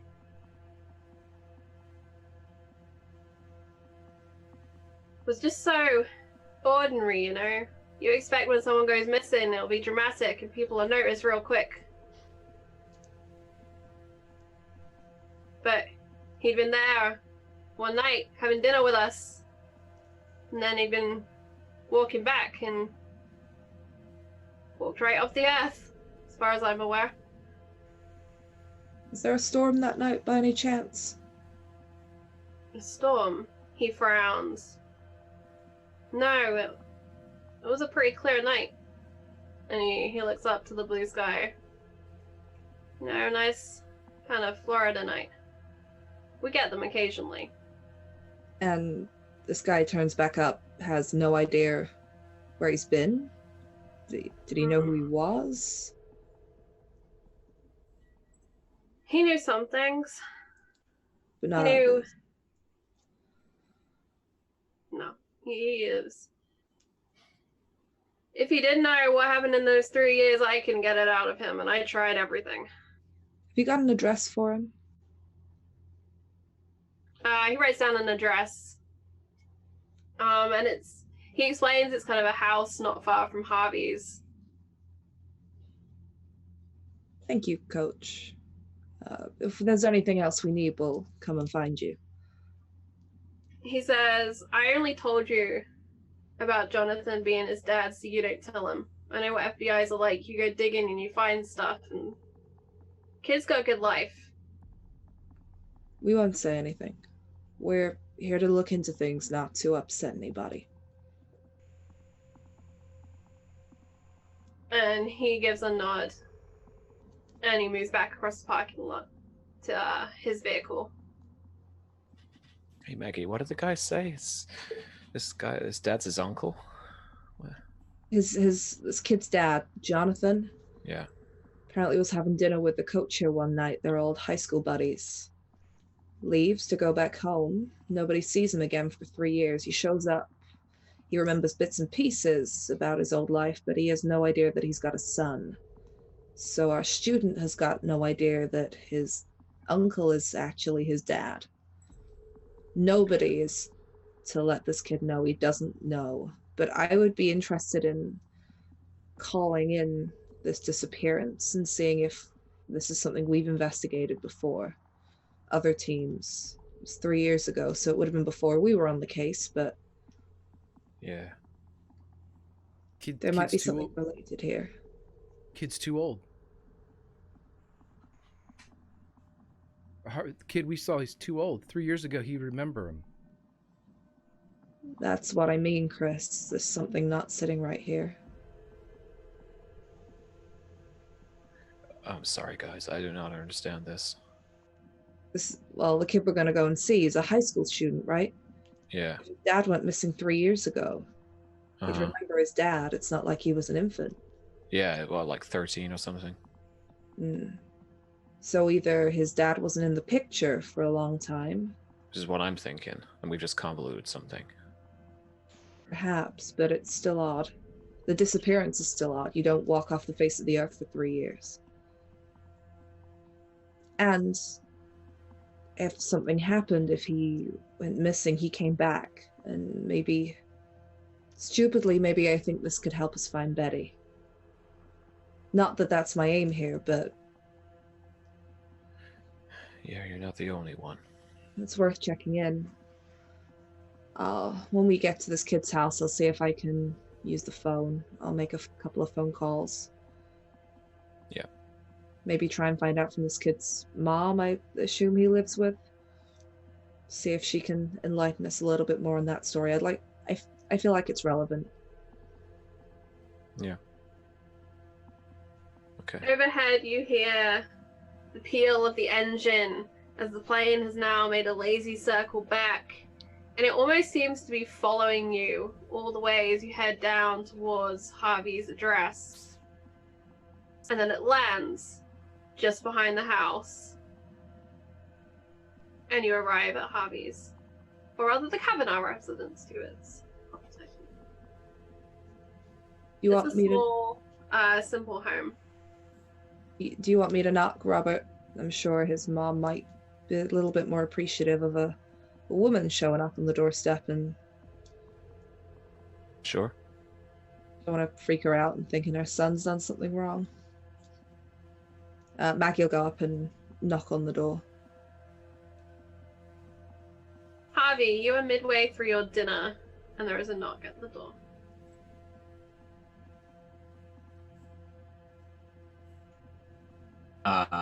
Maggie would hear Harvey. Did you lock yourself out, Mom?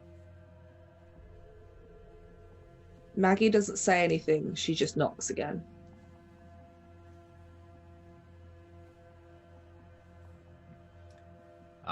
You might be able to hear the chair move across the floor and then the footsteps before the door opens.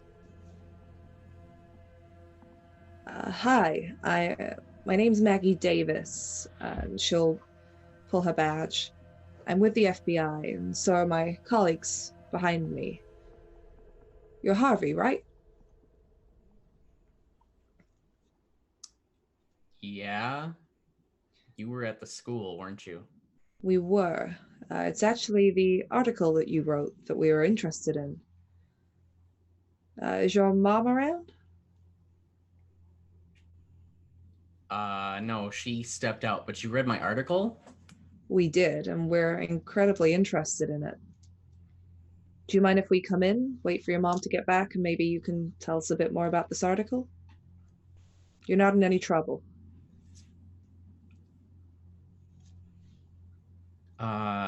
Yeah, sure. Come in.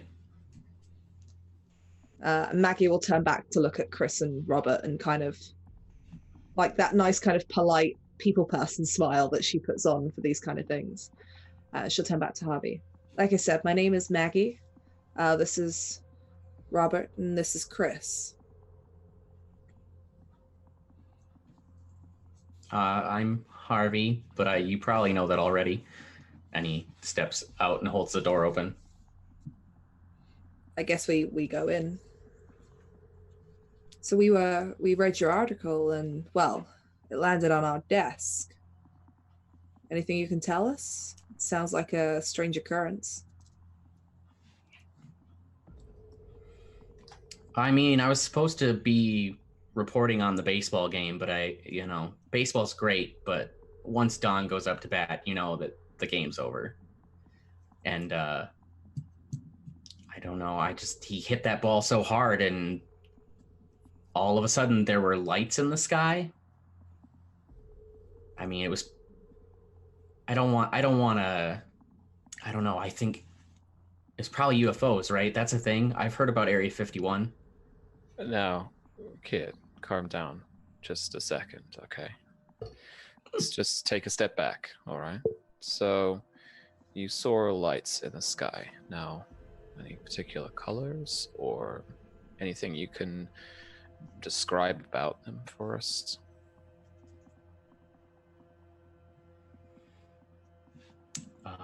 They were red and green, Charlie, you said? And they were just like orbs. They weren't like a shape other than that. Were they in a pattern at all? Do you have anything that you would use to decipher if it was a pattern? Any skill you can sell me on?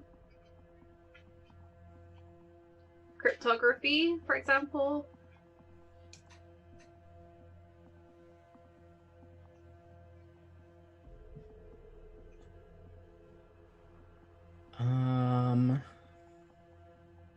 I'll let you do a straight intelligence if you can't find an appropriate skill.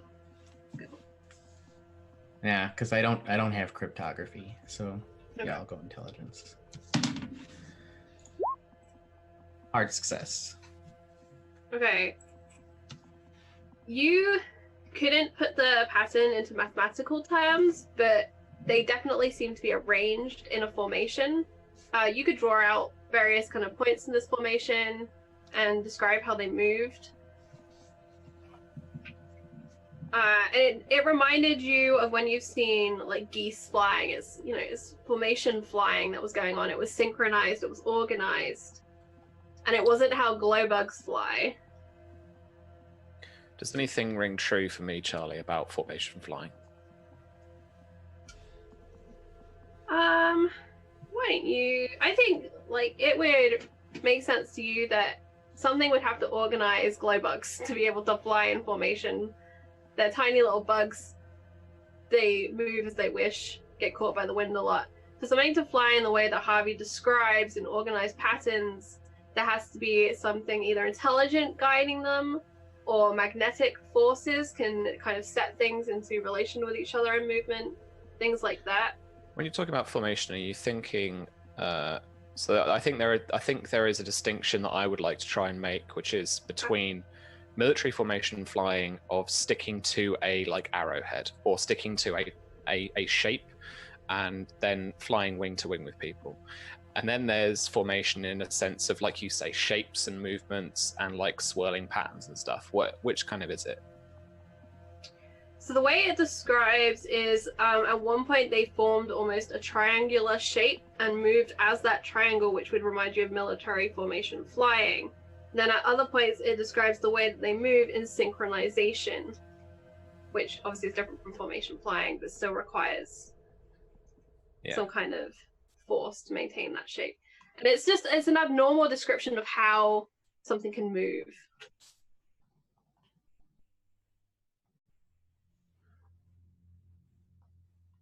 While this is happening, Maggie is currently like sat, I imagine, was sat on a sofa in the front room, and she's kind of half pretending to fill out some kind of form, but she's still curious about this whole whether or not this kid knows who his dad is thing. So she's gonna, like, in between Robert writing stuff down, it's just gonna say, sorry kid, can I just ask, can I get your mom and dad's name? We just need it for our records, that's all. My mom's name is Carol. Dad's Sam. Cool. And you, both of them live here with you, is that right? Yeah. Maggie's just going to write this down, say thank you. Can I have, she's just going to get up and do that kind of, almost like the police like wander around the living room. And she just wants to have a look and see if there's photographs that look like family pictures that would indicate like parents with their sons. So specifically moments like school moments or like things that would be taken for an occasion as opposed to like holiday photos. Harvey, is there anything like that in your home?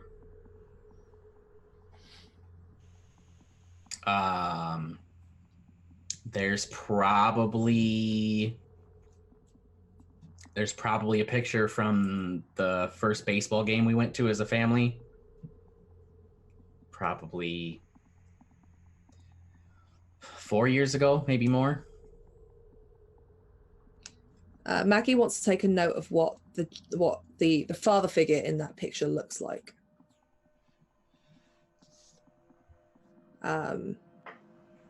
And then she'll excuse herself and say, "I'm so sorry. Do you mind if I use your bathroom upstairs, is it?" No, it's just down the hall on the left, right before my room. Sure, thanks. She's going to go out. What she actually wants to do is find her way upstairs to see if the master bedroom of the house would indicate that there are two people living here as opposed to Okay, so I'd like you to make like a stealth roll as you try and sneak through this house. Oh no. No, the dice are not in my favor today. Okay, so the remaining 3 who are present will make a listen check and we'll see who manages to hear. Miss Davis, not so much creep as creep.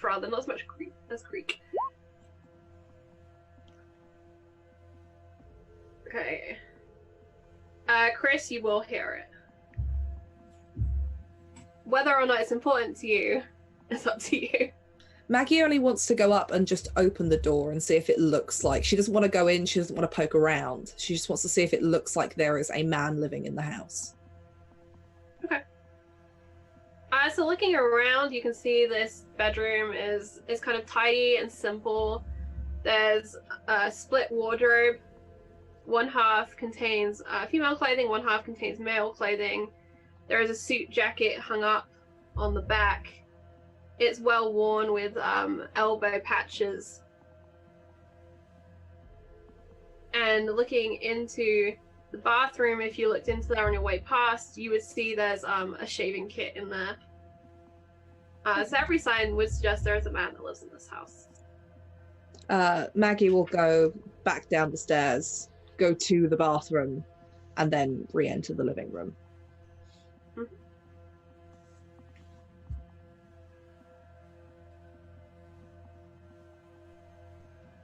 Chris and Robert, you are alone with Harvey. What are you discussing? Go on. The only thing that Chris would want to know is if Harvey interviewed Daniel Morris, who went searching for the ball. I know that's in our file, but we haven't talked about it yet. So did you talk to Daniel Morris? Danny, yeah, I got a quote of him in the article. How'd he seem?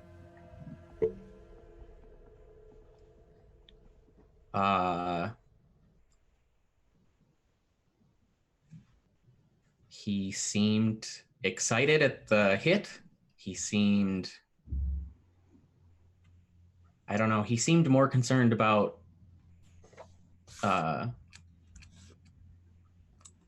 what did he say? He went out after the ball, but I wasn't sure if that was the truth. I felt like he might have been actually trying to follow the lights. But I think he's told me he went out trying to find the ball that got hit.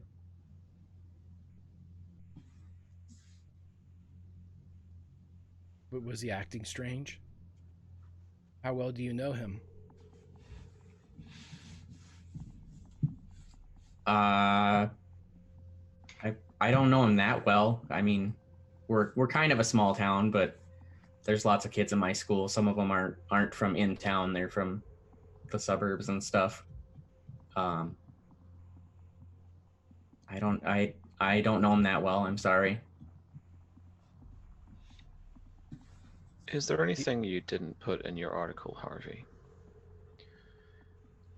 Anything you think people would have said you were stupid to believe? Look, 20 years ago, when I just started up at Nellis, people thought jet planes couldn't happen. We proved them wrong. You know? So as far-fetched as it sounds, is there absolutely anything that you missed out?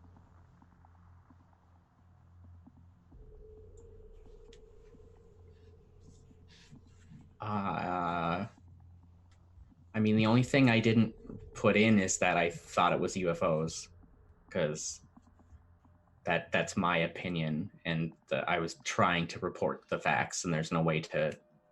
I mean, technically, it was a UFO. We didn't identify it, but I didn't say it was aliens because I can't prove that. I was trying to be truthful. But when you say UFO, what you mean is little green men, right? I think it was aliens. Yeah. Okay.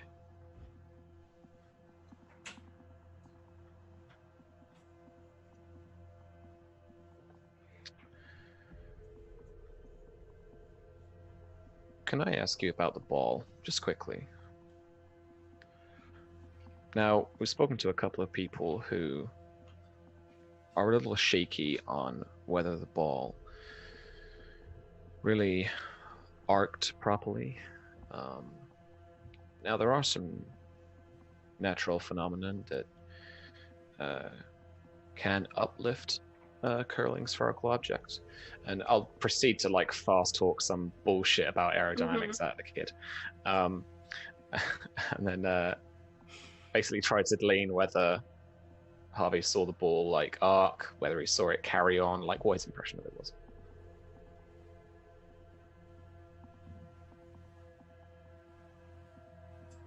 I think Harvey probably was too busy watching the lights. He didn't, after the ball went over the fence, he wasn't paying attention to it anymore.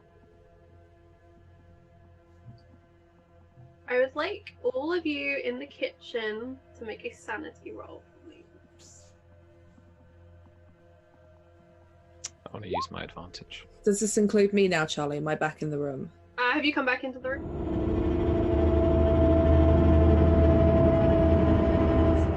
This could be probably when you've gone downstairs. So it's up to you if you want to be in the room or not. I'll be in the room because she'll probably come straight back. She doesn't want to be too long. Okay. I haven't rolled a single success tonight. So can we call out those rolls? I failed that. Do I have an advantage? I do. Can I use my failed with an 88. advantage? Yes, you can use your advantage, Virginia. I didn't realize I had one. I'll let you. I'm kind. Mm-mm. The dice aren't. Alright, so Greg, how did you do? Success. I'll spend a point of luck if a hard makes it better. But I'm at 24, a hard is 23 for me. I'll say if you make it a hard, you won't take any sanity loss. Yeah, then we'll spend that point of luck. Let's Okay. do that. Sam, how'd you do? I haven't rolled yet. I'm going to use my advantage from Jonathan Fry because he was mean last week. Thank you, Don. And congratulations, the Fries, I guess. Mm-hmm. Fry? Parker fries? I don't know. Alright, make that roll. Hard 16. Hard, there you go. Right. Virginia, you failed, correct? Yeah. Mal? I failed. Failed. Alright, so those of you who failed, please deduct. Do a dice roll so you can all see how much it's going to be. Be nice to us, roll 20. 3. Bang in the middle. The fan of the kitchen is booming around and around, and as that sun is slowly shifting outside, it catches it and casts strange shadows around the kitchen. Slowly, these shadows pass over your faces as the fan seems to be slowing and slowing. Your eyes are drawn up towards it. Those of you who succeeded on the roll, you see only a fan lazily circling as its motor dies. Those who failed, you blink and you see a propeller. You blink and you can hear the sound of the engine of the plane. You blink and you look around the kitchen. And for the moment, by the kitchen sink near the window, you see a green orb and it blinks at you. Once. Twice. On the third time, it blinks red. And it darts. And it seems as if it should collide with the kitchen window. It seems solid. It seems like a physical object, but it just passes straight through. And it zooms out into the decaying sunlight of the day. And that is where we will end today's session, as you see something very strange. Thanks everyone for today. Our introduction to the Orbs of the Outfield, part 1. We will be back next week, which is also our mid-season finale. So buckle up, babies. That sounded cooler in my head, but that's okay. Let's go around and say hi to all of our cast, see how everyone is doing. Don't butt me up, it's not going to help you. Let's start with our wonderful guest, Mal. How was today for you? Today was great. I got a little nervous right when we went live, but that's pretty normal. I'm always glad to get to play at the table with Greg on his channel and to get to play with Sam and Virginia today, and Charlie, of course, because I've been getting to do other things with you for a while now, but I have not managed to get a game till today. So today was a blast. I liked getting to learn more about Harvey, because you never really know what's going to happen until you sit down and play. You can find me on Twitter at malhadale. You can just call me Mal, everyone does. You can find me every Tuesdays at Skychasers Academy playing more Call of Cthulhu and Alice's Twilight Sands. It's a very good game. I'm very, very insane already. It's a blast.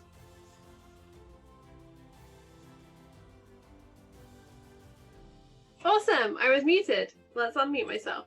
Let's roll right on around to Sam. How are you doing today? And anything you'd like to plug? I'm doing good. I have plenty to plug because, this weekend the news dropped of our Kickstarter for the Spy game. So I'm trying it out on my own, a little independent publisher with my mate James, and we're going to make a modern 5e game all about spies and espionage and cool action-adventure, thrilling things. Where can people find that? I was about to say, thanks, Charlie. So you can get more information at blackcatsgaming.com. Check out the newsletter there. That's where, if you sign up for that, we'll be throwing out loads of info the next few weeks. You can also check out more stuff on my channel at RPG Webby. You can find me on Twitter there as well. On that channel today, I just did a walkthrough of all the classes that we're going to have for the Spy game. So check that out in the VODs and also on the YouTube channel at some point soon. It's going to be really exciting. Our Kickstarter is going to be going live on July the 2nd. So keep your eyes peeled and your wallets full of cash, because it should be an awesome game to delve into and to pledge for. And it's a first game, so we are literally building it from the ground up. So every little will help. Apart from that, we're playing, a few of us right now here are playing on our After the Fire game, which is our Game of Thrones game on a Thursday evenings, UK time, 4 p.m. Eastern. And that is set 100 years before the books, before the TV show, if you've watched it, all about the Blackfire Rebellion and the aftermath of that. It's my ode to Brexit and how awful it is at the moment over here, trying to figure out what the hell is going on. And as we try and figure out what the hell is going on, let's dive into heaven and say hi to V, who we missed very much while she was away at UK Games Expo. Hi, I'm so glad to be back. I've missed being on stream because I basically missed all of them. I think I was ill the week before that, and then UK Games Expo happened, so I missed everything. But it's cool to be back. I think it's just terrible, Charlie, is that you make me lose sanity, but I kind of enjoy it. Part of me really wants to pass the roll, but then it's more fun when I fail it. I kind of wished I'd failed it. And I would kind of like to know your updated sanity score, Miss Davis. I'm now at 21. And as you dive below 25, very interesting things begin to occur, which we will see next week. Oh, I can't Always wait for it. to leap into a mid-season finale with a character barely clinging on to her sanity. Oh, yes. Anything you'd like to plug, Virginia? You can find me over on Twitter at Tabletop Horde, which is where I occasionally post about stuff that I'm doing.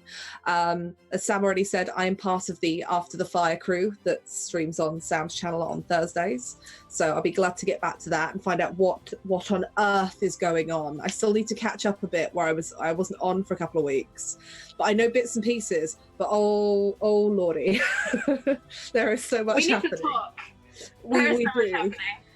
happening. You can also find me on Sundays over on Sam's channel, where there is playtesting happening for the spy game. So I've been lucky enough to get to be a disaster spy in that. If you want to see more of the spy game, which I'm a big supporter of, and I keep wanting to give Sam money for it, if you keep an eye on my Twitter feed, I may or may not be running it on a channel tomorrow, but it hasn't been announced, so I can't say who.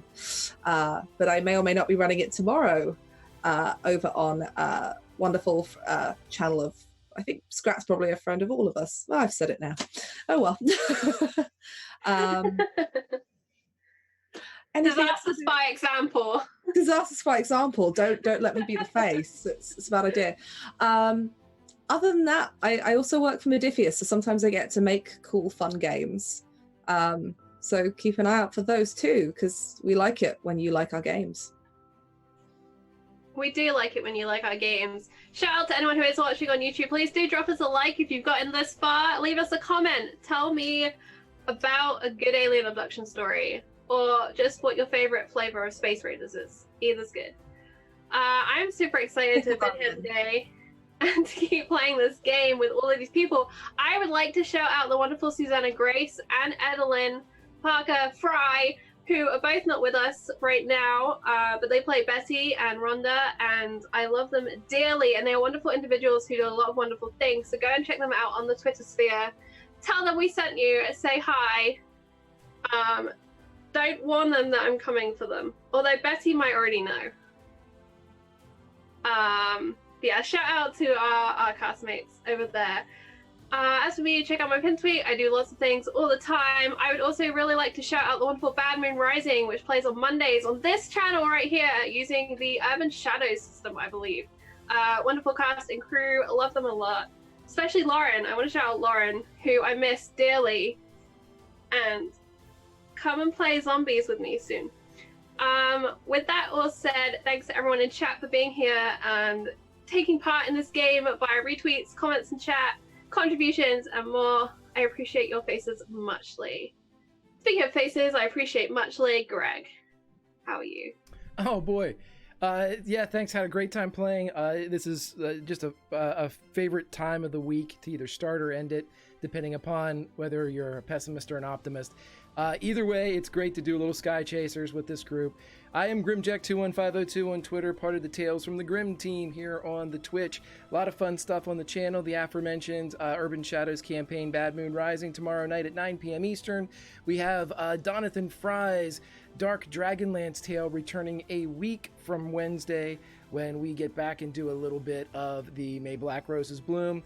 We have Dungeon of the Mad Mage on Thursday night, and I will be launching my long-form Dungeons & Dragons campaign a little bit later this summer. It is called The Realms Remembered, and so be looking for that. Cast announcements very, very soon. But other than that, Charlie, do you have anything else for the fine folks in the Legion that were here today for our wonderful investigators? I would like to remind the Legion to be kind to yourself and kind to your creations. I've seen a meme going around lately that opens you up to criticism, and that's fine if you're tough enough to endure that, but don't feel like you have to. Your creations are good, and it's great that you share them with people and enjoy the creations that are shared with you as well. That is what I would like to remind people, that it's okay when your characters make mistakes and they're flawed, but they're still wonderful because they're yours. So it's okay to love that and not be open to people dunking on that. You are a beautiful, beautiful person, and so are they. Greg, that is all I would like to say to wrap up today. Well, great. I'll continue with the rhymes and say as the campfire goes down, there's only one thing left to say. You can't always roll nat 20s, especially in this game, but you can always role play. We'll see you later, my friends.